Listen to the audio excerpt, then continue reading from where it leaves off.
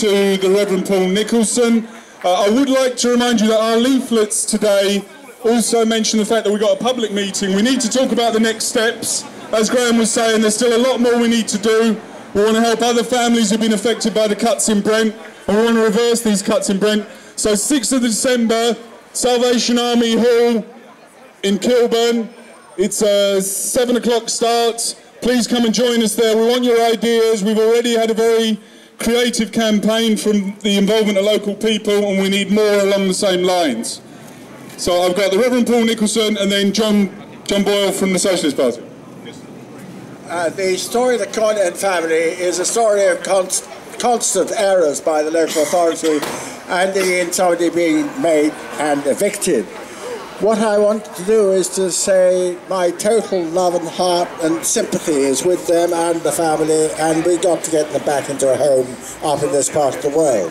But I also want to follow on what's just been said by the last speaker.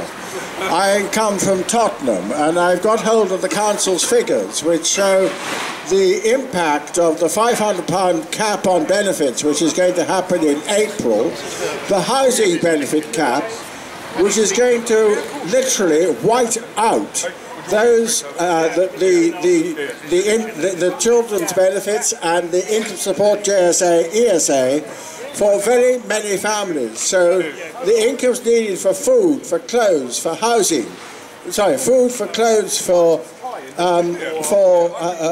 transport and fuel will simply not be available because it has been taken by the caps and by the cuts.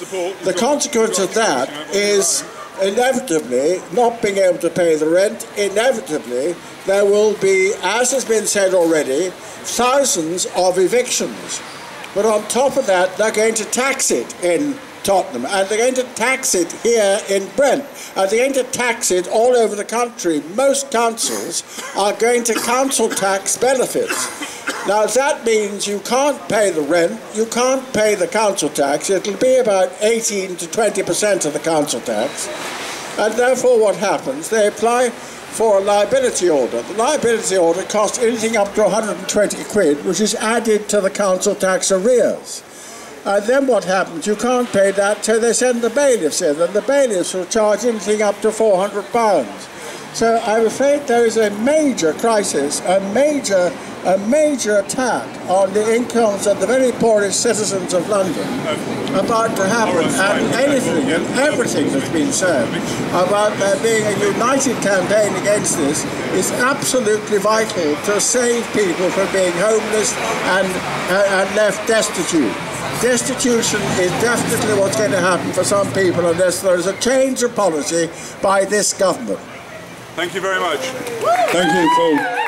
Now, every Saturday, I would like to thank Zoe and Santino as well for the fantastic job they've done on YouTube videos and covering our protests, which really helped.